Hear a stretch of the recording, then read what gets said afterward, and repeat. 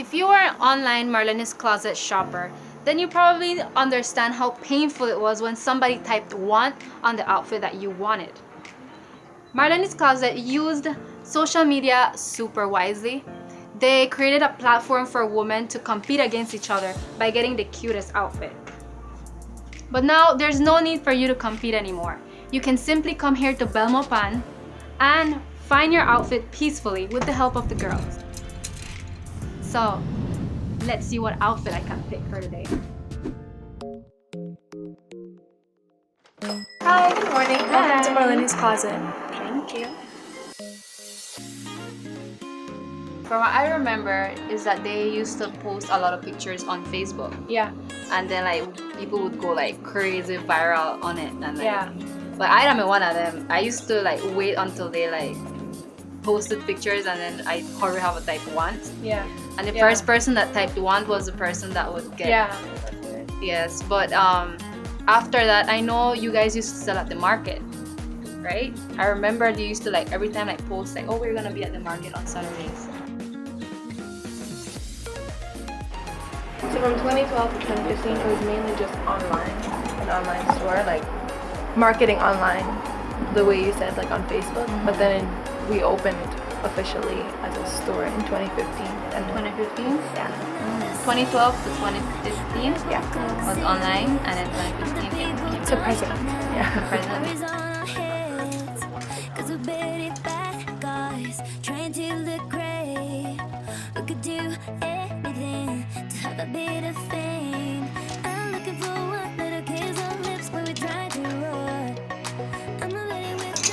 I love, damn, like, I really love these.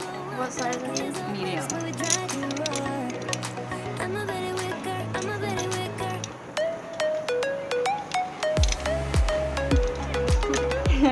This is something more like me, but this kind of little big. This one was short. I obsess with summer dresses. I bet one have a lot of summer dresses, right? Yeah.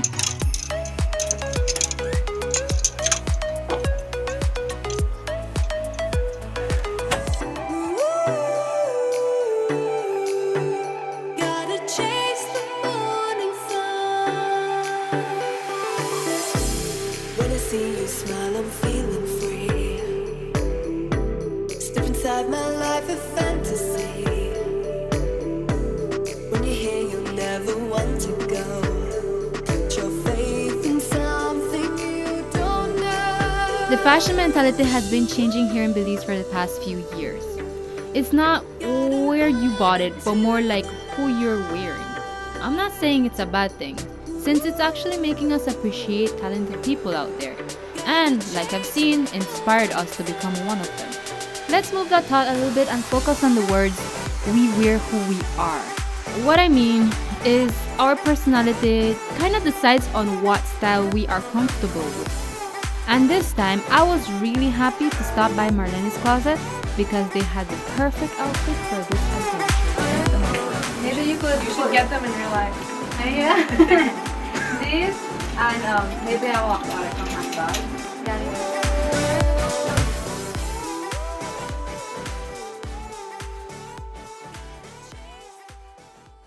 You are watching Fetch. I had a dream, we were sipping whiskey neat. I used to the Bowery, and I was high enough. There along the lines, so I've seen eye to eye. We were staying out all night, and I had enough. No, I don't wanna know where you've been or where you're going. I know I won't be home, and you'll be on your own. I can feel the dark side of the morning. The Mountain Pine Ridge is actually a very unique area in Belize that has been known for quite a long period of time. We can go as far back as the 1920s when this area was actually declared a Crown Reserve. So that means that this has been one of Belize's most oldest protected area. For Belize is actually one of the most unique and most important protected areas, and one of the main reasons for that is actually behind us at the moment. That is the Rio Unpool streams that you're actually seeing. The Rio Uncold Streams happens to be one of the biggest tributaries that feeds off into what is the Macal River in San Ignacio and continues on towards the Belize River. So the Belize River happens to be the river that feeds roughly about 40% of the Belizean people with a fresh water source. So next time you take a little sip of water, you might want to consider where your water actually came up from. Little Belizean delicacy. You guys know them as the crabu berries. It's a endemic species up into the mountain pine ridge.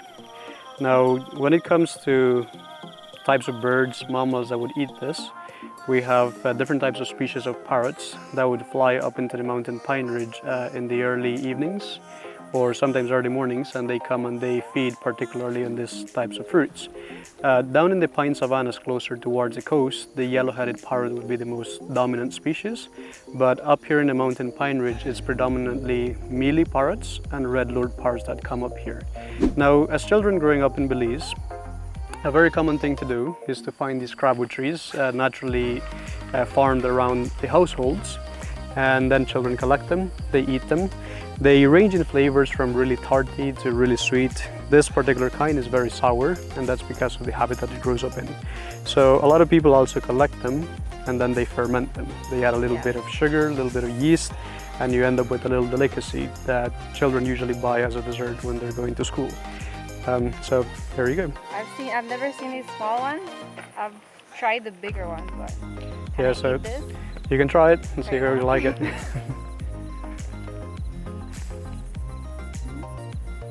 So they're sour. So this is what the tree kind of looks like. So you can see there's still berries up on top, naturally green when they start, and then when they ripen, they turn into that little golden yellow color.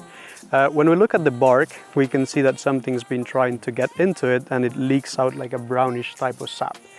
In the past, during the tanning industry, which involves leather, they would actually strip the barks off of these crabwood trees, they would throw it into water, and then they would soak the leather into it. Because of the brown dye that it releases, it would end up staining leather with that brownish tinge. So it has been used in the tanning industry throughout the past.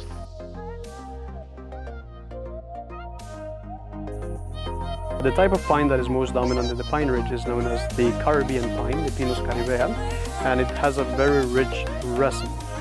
So when you cut into a green pine tree, it starts leaking out the sap that dries out, and it gives it that very unique little smell. It has a very citric smell to it. Yeah. It's very flammable, so a lot of people would go around collecting that particular resin, and they use it as a fire starter.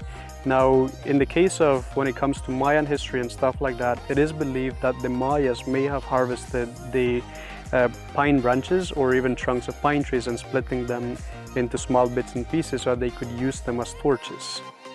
When they were venturing off into, let's say, dark places like caves and such, the resin or the pitch that is inside the pine trees would make it very flammable, and it would actually let it burn for an extended period of time. Of course, this is a dead stump, but if we look around us, then we have some really beautiful specimens, like in the far background. That's what the pine, Caribbean pine looks like. It ranges in heights between 60 to up to 80 feet tall, and then it can also grow in widths of up to 3-4 feet wide. So from around 1960 to around 1995, one of the biggest industries coming out of the mountain pine ridge was the harvesting of pine lumber. Nowadays, we have very little mature pine trees left, and that is because of what we know as the pine bark beetle that infested the mountain pine ridge. It's a natural occurring beetle that we have in Central America and the Caribbean, and it tends to affect mature pine trees. This particular beetle drills holes into the bark of the pine trees, and then it starts releasing its sap, and because it has to compensate to prevent the beetle from taking over, they tend to end up dying. So large amounts of the mountain pine ridge have died off due to that particular beetle. So hence the reason why it underwent a very big drastic change. What remains behind are very young pine trees that survived the infestation of the pine bark beetle from 1995 to 2004. Okay, so all the pine trees are like treasures for us. Like, for us right now, it's something that we have to preserve and we try to protect. Could come in and... Nowadays, there's still some concessions for the harvesting of pine lumber, but not as big as what it used to be in 1960 to 1980. And that's because the pine trees are not at a mature state as yet.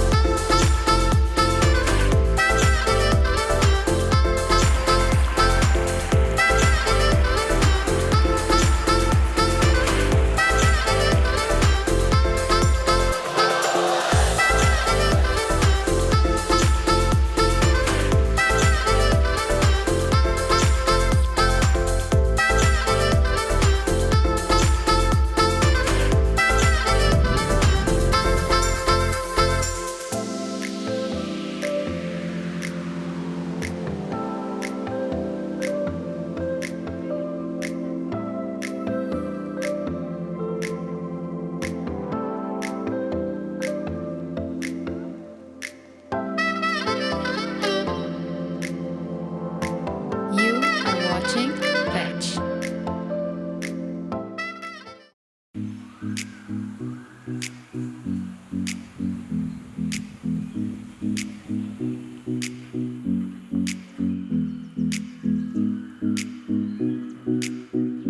After searching on places to have a delicious lunch, we decided to visit the dramatic hideaway in a rainforest wonderland, as quoted, the beautiful Blancaneaux.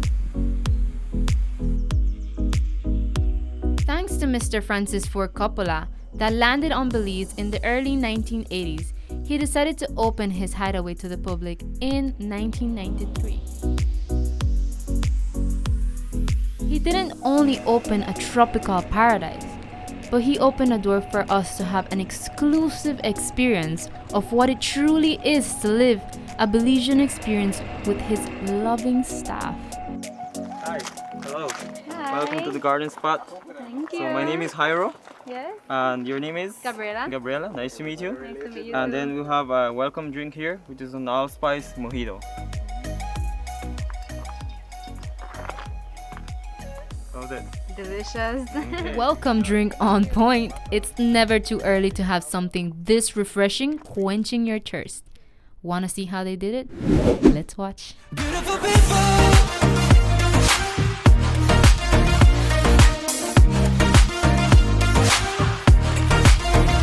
Beautiful people.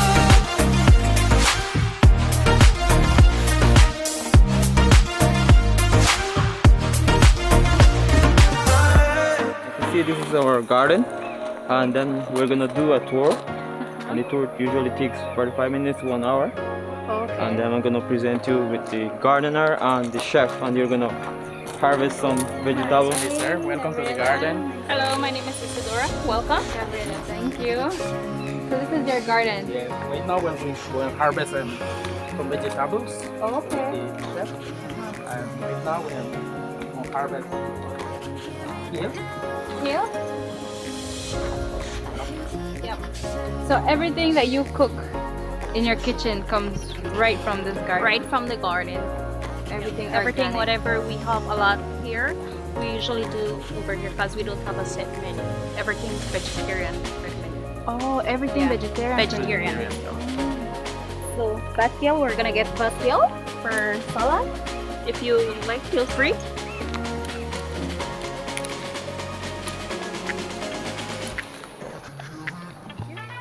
They have a specific way you could know which one is the best one to pick. Well, the young ones. That's really Okay. fresh. And So every year you guys would do your plantation of all the vegetables and all the. Well, right here, how you can see, we do rotation for our beds. And every 2 weeks we are doing seedling. One is finishing, next one is coming up. We plant all year around right here. When this one is finishing, we have next one that's ready to come out. Oh, So okay. this will work right here. We try to do rotation and plant next one after the other one. Like for example, when this one's finished, we have next one that is ready inside the seedling to come out to the field. So we're gonna harvest baby onions. I'm gonna use this for our soup, our appetizer. Because first we start off with 3 snacks, then we go to appetizer, main course, and last dessert. Italian restaurant. And for So the you have different restaurants. Yeah, we have the Italian restaurant, we have the Guate, Okay. and we have the Convivi.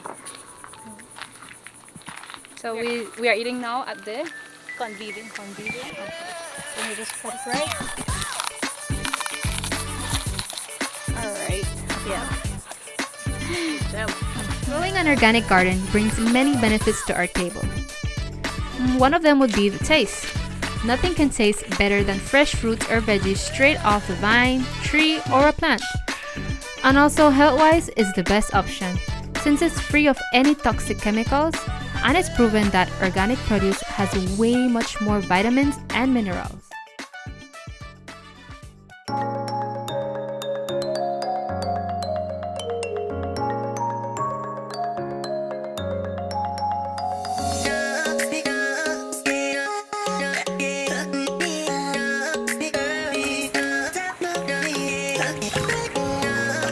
After learning a lot about the hard work they invest in this garden, I was more than excited to see what the chef is going to prepare for us in her open kitchen.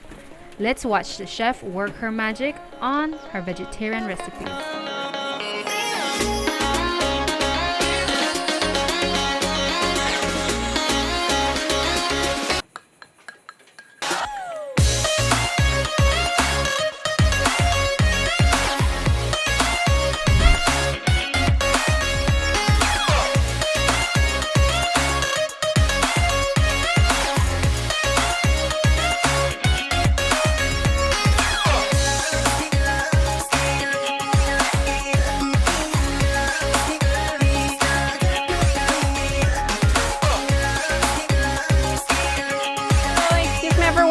Have 3 snacks to start off with, so I'm just gonna quickly explain what's in the snacks.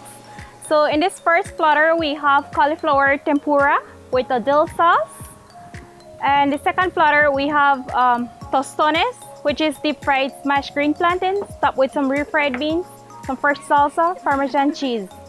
And the third platter over there we have tostaditas, which is deep fried corn tortilla chips topped with some beans, a cabbage piccata, and Parmesan cheese.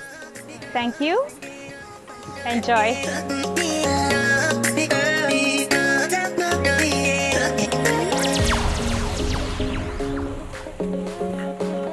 So for appetizer, we have a leek and potato soup. It has fresh herbs with potatoes based on a clear vegetable stock, garnished with some potato chips. Thank you. Enjoy. So for the main course, we have 5 different bowls. So I'm gonna start in this first bowl. We have a bowl of plain coconut jasmine rice. On the other side over here, we have, on the platter, we have grilled squash rubbed with some spices, topped with some Parmesan cheese.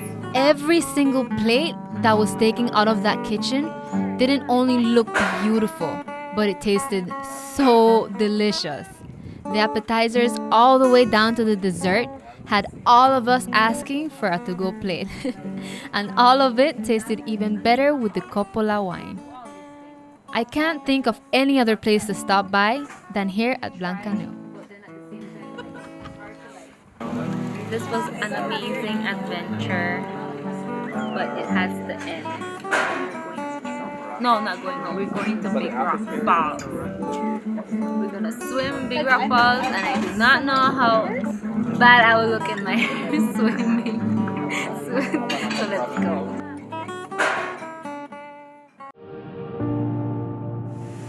There are many things I've learned in the process of being myself. One is accepting that I love to travel. Because sometimes we forget about the beautiful things we can enjoy in this life.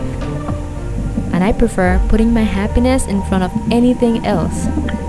And if a small trip can bring a smile to my face, trust me, I will never reject one. I was full of a mascara. What's my eyes. Until next time.